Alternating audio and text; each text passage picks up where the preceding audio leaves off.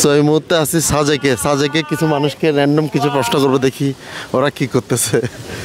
ভাই কোথেকে আসছেন ভাই? আমি আসছি চট্টগ্রাম থেকে ভাইয়া। কি জন্য আসছেন এখানে ভাই? এখানে তো সব পুরো ছাই হয়ে গেছে। বড় ভাই উনি বললো যে চলেন একটু সাজেক থেকে ঘুরে আসি, 2 দিন বন্ধ আছে। তো আমিও বললাম যে ফ্রি আছি চলেন ভাই, ওখানে নাকি ম্যাগ ছোঁয়া যায়, ওখানে নাকি ম্যাগের উপরে বলে আমরা ম্যাগের উপরে সাঁতার কাটতে পারবো, এরকম একটা অবস্থা। এখন দেখতেছি যে ম্যাগ আমাদের থেকে আরো 100 কিলোমিটার উপরে। ম্যাগ তো ভাই উপরেই থাকে, কিন্তু ওই যে এখানে যে ঘর বাড়িগুলো, এটা কি সাজেকের মতো লাগে এখন তো লাগে না, কিন্তু আমি জানি না, আগে অবশ্য আসি নাই, কিন্তু এখন যা দেখতেছি পুরো তো সব চাই খাই হয়ে গেছে। দেখি ভাই এখানে একটা ভাই আছে, দেখি এদিকে আসেন, আপনি সব আসেন ভাই। আমি ভাই আসছি যে মূলত সাজেকের একটি সৌন্দর্য উপভোগ করার জন্য। আচ্ছা। কিন্তু এসে দেখতেছি খুবই দুঃখজনক বিষয়। সৌন্দর্য যেটা ছিল অপরূপ সৌন্দর্য, সেটা পুরো একদম ছারকার হয়ে গেছে। এই যে গাছ গাছালি, তারপর বলে এত সুন্দর সুন্দর রিসোর্ট, রং বেরঙের ডিজাইন করা ছিল, এগুলো সব একাকার হয়ে গেছে। এটার জন্য খুবই বলতে গেলে এক প্রকার মর্মাহত হয়। তো যে আকর্ষণ নিয়ে পর্যটকরা এখানে আসতেছে, কিন্তু ওই আকাঙ্ক্ষাটা এখানে আসি এখন মোটামুটি একদম খুবই হতাশজনক বিষয়। কান্না করতেছেন নাকি ভাই? না ভাইয়া, আমি চশমা পরে আছি, একটু খারাপ আবেগে হয়ে গেছে। হ্যাঁ, এখন তো সব বাইক নিয়ে আসে বেশি। হ্যাঁ, বাইকাররাই আসে মূলত। এগুলা বাইকারদের খুবই প্রিয় একটি জায়গা, বলতে গেলে বাইকারদের একটি মিলন মেলা ঘটে এখানে। এক প্রকার বলতে গেলে ইভিনিং এর সৌন্দর্যটা হচ্ছে যে অন্যরকম মুক্ত। আচ্ছা ভাই, একটু ওর কাছে, ওইটা কি আপনার বন্ধু? ওইটা হচ্ছে আমার মামা। জিজ্ঞেস করি ভাই, আমি কেউ না, এমনি আপনারা কয়টা জিজ্ঞেস করতেছি এখানে কেন আসছেন। আপনি কি প্রশ্নের উত্তর দিলে আপনি কি টাকা দিবেন? টাকা হ্যাঁ দিতে পারি, টাকা তো দেওয়া যায়। আচ্ছা তাহলে কথা বলি। আমি আসছি ভাই, আমি ভ্রমণ পিপাসু। বাংলাদেশের 64 জেলা আমি ঘুরে বেড়াই, আর যেখানে নেচার, প্রাকৃতিক দৃশ্য, সেখানে আমাকে টানে। আচ্ছা, আজকে তো শ্রমিক দিবস ইন্টারন্যাশনাল। আজকে শ্রমিক দিবস, আপনি এখানে কি করতেছেন ভাই? আজকে তো আসলে আমরা তো এক ধরনের শ্রমিক, ঠিক আছে? আমি তো একটা জায়গায় জব করি বা বিজনেস করি, যাই করি আমরা কিন্তু আলটিমেটলি সবাই শ্রমিক, যে যার কর্মক্ষেত্রে সবাই শ্রমিক। এই দিবসটা মূলত কিসের জন্য? মানে এটা কি কাজ না করার জন্য নাকি? হ্যাঁ, এটা একটা রিল্যাক্স ডে বলা যায়। মানে এটা বাইরের থেকে এটা তত্ত্বাবধান হয়। আপনার খুব ভালো লাগতেছে না এটা দিয়ে ভিডিও করতে ভালো লাগতেছে? আমি এটা আনছি টেস্টিং করতে, যে এটা দিয়ে বলে খুব সুন্দর ভিউ পাওয়া যায়, কিন্তু আমি এটা দিয়ে ওই সুন্দর ভিউটা খুঁজে পাচ্ছি না কোথায় আছে। আপনি না দেখে ক্যামেরাতে তুলতেছেন, মানে এটা সবাই এই জিনিসটা কেন করে? মানে আপনি দেখবেন এখানে আসছেন রিল্যাক্সের জন্য, মানে একটু মন খুলে চোখে শান্তি দিবেন।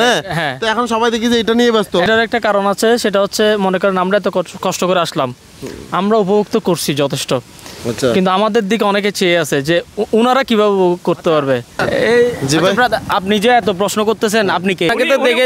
উনি টাকার বিনিময়ে আমার ইন্টারভিউ নিছে, কিন্তু আমাকে টাকা দেয় নাই, এর বিচার আমি দিয়ে গেলাম। উনি মানবিক ভিডিও বানায়, কিন্তু উনি আমাকে কোনো টাকা দেয় নাই, এটাই কথা। এখন টাকা দিতে হবে আমাকে। কিন্তু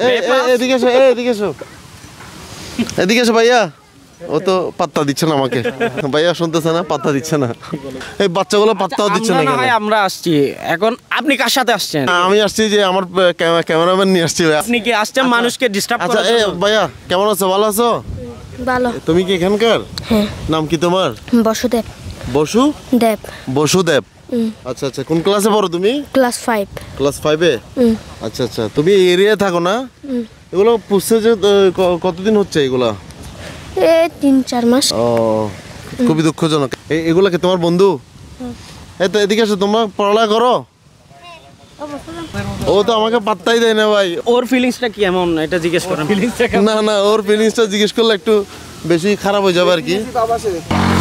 তো এখন আমরা মেসির সাথে বসা, আমরা না এগুলো বলা যাবে না, ঠিক আছে?